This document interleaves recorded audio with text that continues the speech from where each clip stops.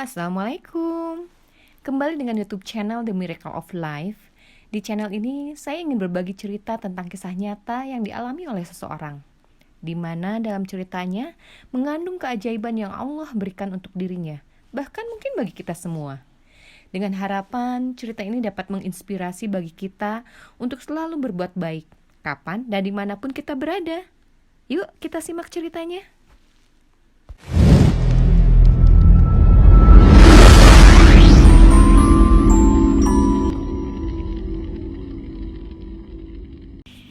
Almarhum Chrisye, sang penyanyi legendaris Indonesia, memiliki momen spiritual di balik lagu ketika tangan dan kaki berkata. Beliau meminta Taufik Ismail untuk menuliskan syair religi untuk satu lagunya dan disanggupi dalam sebulan. Ternyata minggu pertama macet, tidak ada ide. Minggu kedua macet juga. Ketiga pun macet. Hingga menjelang hari terakhir masih juga tidak ada ide.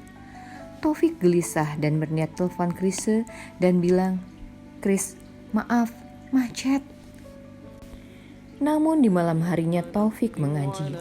Ketika sampai ayat ke-65 surat Yasin, dia berhenti. Makna ayat ini tentang hari pengadilan akhir sungguh luar biasa, kata Taufik. Dan segera dia pun pindahkan pesan ayat-ayat tersebut ke dalam lirik-lirik lagu. Ketika pita rekaman itu sudah di tangan Chrisye, terjadi hal yang tidak biasa. Ketika berlatih di kamar, baru 2 baris Chrisye menangis, mencoba lagi, menangis lagi, dan begitu berkali-kali. Menurut Chrisye, lirik yang dibuat adalah satu-satunya lirik paling dahsyat sepanjang karirnya. Ada kekuatan misterius yang mencekam dan menggetarkan. Setiap menyanyi 2 baris, air mata sudah membanjir. Yanti, istri Chrisye, sampai syok melihat hal yang tidak biasa tersebut.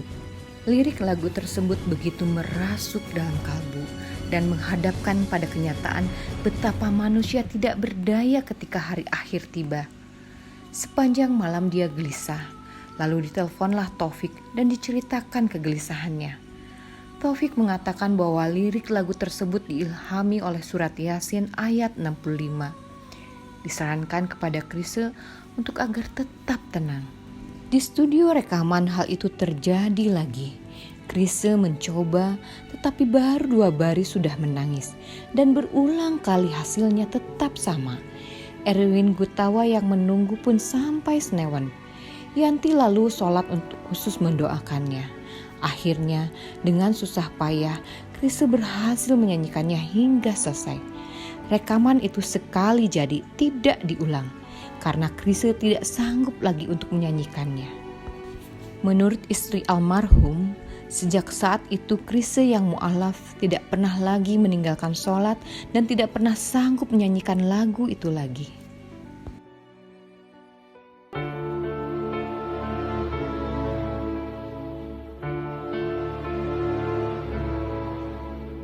Akan datang hari mulut dikunci, kata tak ada lagi.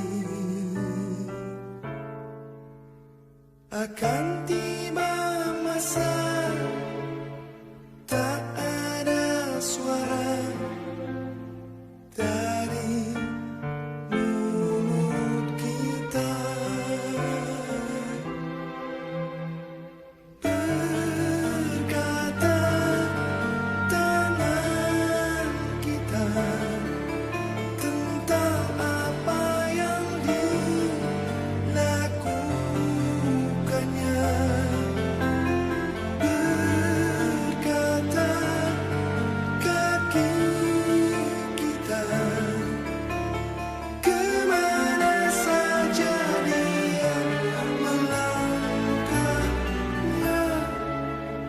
Tidak tahu kita bila harinya tanggung jawab tiba.